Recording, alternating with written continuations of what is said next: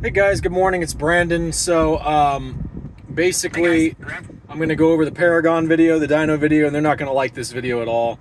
None of the shops are going to like it. All the shops are trying to sell you guys on a lie, basically, and they're not telling you the whole truth. There's no way these guys are this dumb. They know what they're doing. They know, in my opinion, the lie that they're telling. Maybe they don't. Maybe they're going to learn something on this video, but I think they know exactly what's going on. So the zr1 has a ceiling. The C8 ZR1 has a airflow ceiling. So I'm gonna just briefly summarize here the deceptions that they, whether they do it on purpose or unintentionally because they're ignorant, basically the deceptions that Paragon's dyno video hits you guys with. So basically what they're doing is they say that they don't go for a hero run. They say they only give it partial throttle, and look how much extra power the car makes. Sure, because you're not hitting the ceiling yet. So what they're doing is they're saying you got to buy this Venturi intake or whatever it is that they come up with, and you got to buy this exhaust, whatever it is that they're putting on the car and sport cats.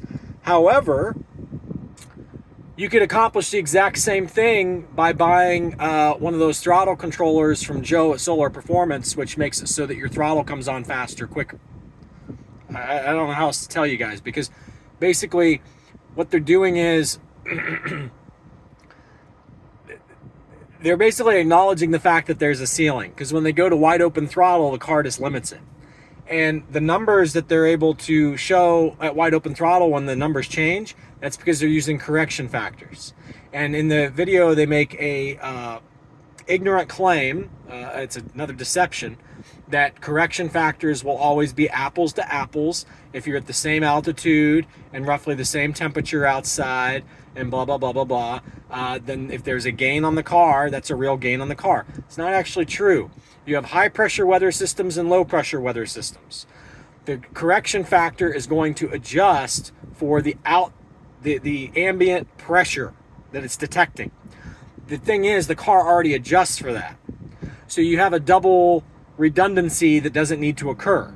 And this is why I say everybody who's dynoing ZR1s should just be using regular numbers. There should be no correction factors added to the numbers. And they openly admit in the video, well, we do this to make our customers feel good that they have the biggest number possible. But you're also gaming the number. I love that they talk about the detonation. I explained to you guys these cars are at their fuel limit, and the 1064 is also where General Motors knows that they're going to start to run into detonation if they flow more air. So let's say that General Motors didn't have the 1064 limit in place, okay, and you hooked up a aftermarket exhaust or an Venturi intake or whatever it is, the cars would go up to a certain high enough power to where the fuel system can't keep up. The single low side intake fuel pump is not capable of keeping up in all situations. And they ran into this. And then they said, oh, we put some octane booster in and it fixed it. Guys, it's summer gasoline right now. There's no reason why the gasoline isn't high enough octane. So basically, you got to read between the lines here. You got two people with brand new ZR1s who haven't been able to enjoy their ZR1s all summer because they've had them sit in a Paragon. Those people have probably seen my videos. They realize maybe this guy knows what he's talking about. And they're probably starting to get a little bit antsy, like, I want my car back. Because I think this Brandon guy's right that you guys are just wasting everybody's time. But, you know, it is what it is. But the point is, can the car make more power sooner with aftermarket exhausts and intakes? Sure. But you got to understand, it's like a blippet of RPM where it comes on a little bit sooner and then just hits the ceiling. So is it worth spending all this extra money for these exhausts and intakes if you aren't just out for show? Okay, if you're actually worried about go, is it worth it to put these devices on your car? I don't think so, because I think that if you blow your motor due to detonation, which the motors are already experiencing, bone stock OEM, which is what these guys explain, then, which is what I explained was going to happen, guys. It's a ticking time bomb. It's a intentional, what do you call it? Planned obsolescence from General Motors. Those detonations add up.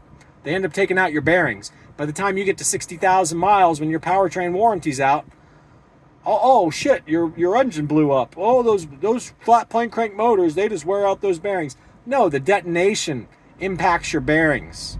So just let's do this. Here we go.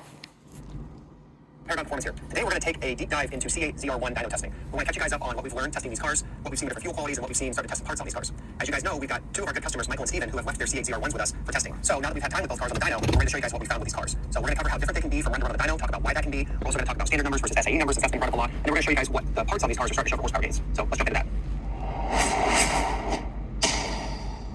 All right, so the first thing I want to cover before we jump into numbers is something that got brought up a lot when we posted the numbers for this car, and that was how we're doing the correction on the dyno. So I'm going to take a moment here to kind of educate you guys on correction factors, what it is, why it exists, how it's used, and why it matters. So correction is used to essentially adjust the numbers that the car is putting out for the conditions in the room of the dyno. Under perfect conditions, perfect temperature, and when I say perfect, I mean a certain temperature, say around 60 degrees with low humidity and near sea level, is where they start the correction from, meaning that if you're in those conditions, the correction is zero. As you go up in elevation, so if the dyno is at high elevation, or as humidity comes up, or as temperature comes up, these things all impact the density of the air going in the engine, so they'll impact how much power it puts down.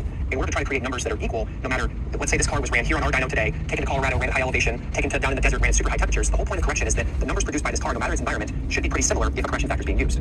So why are there different correction factors? Well, that's a good question. Essentially, That was completely wrong right there. On a ZR1, if you take it to those different altitudes, the numbers will be completely different if a correction factor is used, and the numbers will be the same if you don't use a correction factor, and that's because the ZR1 has a mass airflow based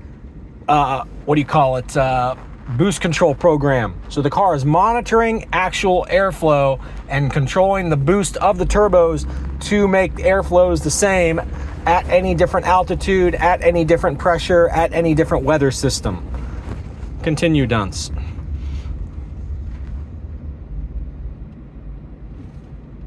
standard was an old correction, as I understand it, that was created initially, and then the SAE standard came around later on, and it's slightly different. The reason why it's different is simply the starting temperatures and conditions are a little bit more common than standard. In other words, standard's ideal conditions are pretty unrealistic conditions. You almost never have really that low of humidity and that low of temperature in a room, whereas with SAE's starting zero conditions, it accounts for a little bit of humidity and a little bit more temperature in the room. So that means that as the correction goes up, standard will always be higher than SAE, but they essentially move together. So that's kind of the important thing to keep in mind. What that means is, the more the room is being corrected for, standard's going to produce higher numbers than SAE. It doesn't mean the numbers are being cheated, lied about, nothing like that. It just means that they're going to be corrected higher. The important thing is, if the car is baselined with standard correction, showing the numbers increased with standard correction, then it doesn't matter. The gains are the gains. Same thing if you choose to start with SAE and compare. That was where he told that lie. That's not true what he just said. It's not true on the CA-ZR1. It's true on other cars, but it's not true on the CA-ZR1 because the computer adjusts for different weather patterns. When the kilopascals or whatever the hell it is that they measure the exterior ambient air pressures with, which are affected by altitude, but they're also affected by weather patterns, okay? Like when a hurricane comes through Florida,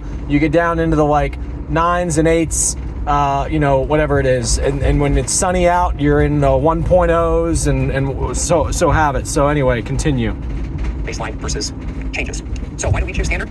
Because we can. Because as the dyno, as the shop, we have a choice of what we want to choose to show. And most of our customers want to see the highest number they can see out of their car so they can brag. They have no idea what the correction factors are, what it even means. Some might ask, we might educate some, but at the end of the day, they want the biggest number on their dyno chart they can see. So we give them STD. If somebody walks in the door and needs SAE for racing sanctions or wants to see SAE, we can easily provide that as well. So we personally at the shop like to do STD. So every time we do videos and we show you guys baselines, performance gains, changes, anything, we're always going to show STD, but we can show SAE if you want to see it. So now that we understand that, let's take a quick look at what that 1028 run from Steven's ZR1 looks like, whether it's standard correction or SAE correction. The great thing is, even after the run's recorded, you can always go back and you can choose how you want to show it. So looking right now, I have it pulled up under standard correction. We always use smoothing of 5, and you can see that the conditions in the room were 82 degrees Fahrenheit. The barometric pressure was essentially a bit below sea level where we are here in Iowa. The humidity was pretty high, 57%. So you can see that the STD 1.06 means it's giving it a 6% correction. So the 1028 is 6% higher than it would be if it was an uncorrected number.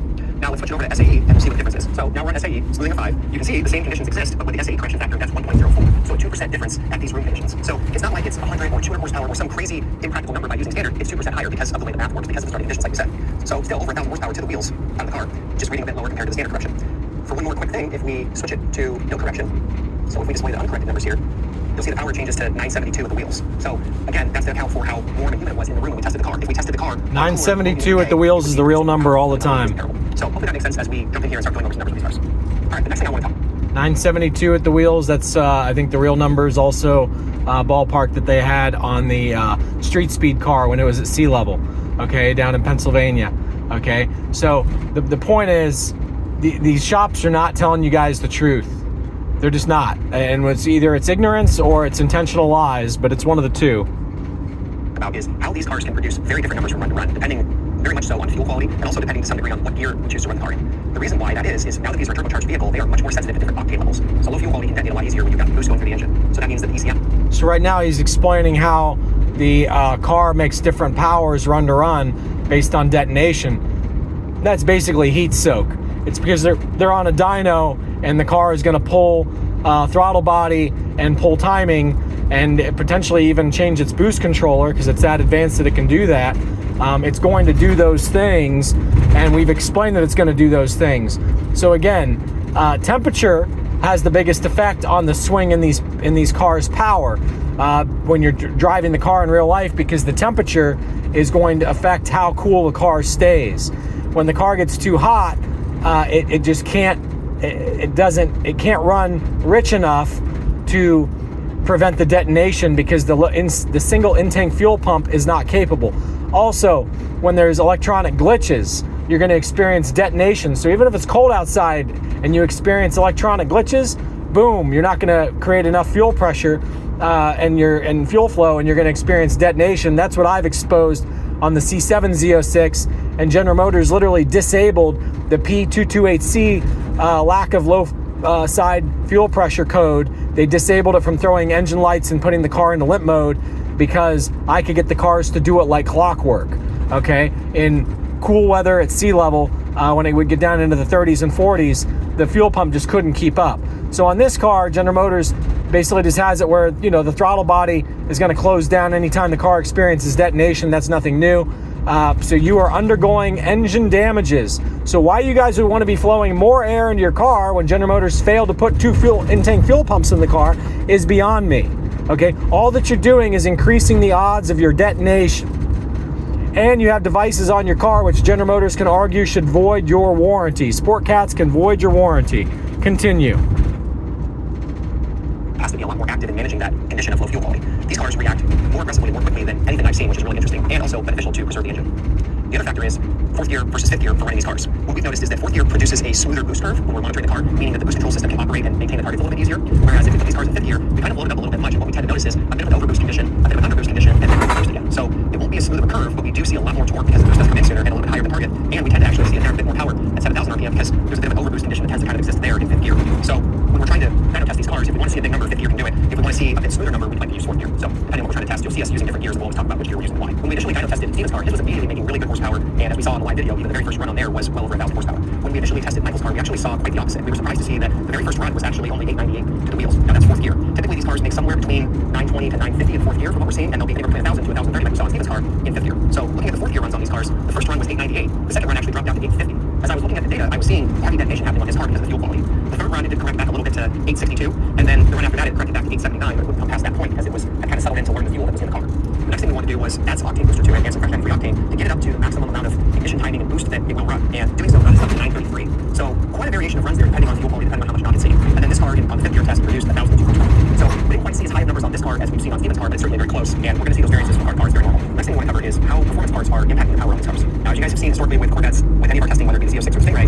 when you're not changing major components like heads, cam, or doing forced induction, putting performance parts on those cars does offer some gains, but it's pretty minimal because the cars are naturally aspirated. They can only draw in so much air, and they're not really corked up that much from the factory, nor are they very detuned from the factory. Now, the ZR1, on the other hand, we don't know on the tuning unless we can get into it and see how much is left there to gain with potential tuning, but we do know that with turbocharged engines, a lot of times they are a bit more corked up on the intake side and on the exhaust side. When you have forced induction going on, you have much higher exhaust pressures and you have more intake air restrictions because the turbocharger wants to try to pull the air in. So that means that doing aftermarket parts on these cars can and will produce some significant gains even without tuning. And because of the way that tuning works on these cars, the ECU will be able to adjust for that. We've already been testing that and seen it adjust the boost pressures, the boost control, and make sure the fuel curves are accurate. So that's pretty cool on these cars. We can modify them without having to mess with the tuning and see some performance gains. So let's take a look at a couple quick examples from our initial testing here. The first one being on this car using fourth gear runs, we got it hot and we established a consistent baseline that was about 911 horsepower in fourth gear runs. Not a glory run, but it settled in up to temp run. Then we fitted it with an even Turing prototype intake and started testing, and we immediately saw over 50 foot-pounds of torque gained in the mid-range with still an extra 10 or 11 peak horsepower and even a couple spots here at the top as much as...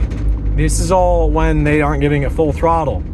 So all that they're doing is they're just getting to the ceiling at a lower throttle input. Okay, you understand what I'm saying? But if they were to just do wide open throttle to wide open throttle, the car would make equal horsepower across the top. That's how they're doing this. It's a game. They're deceiving you.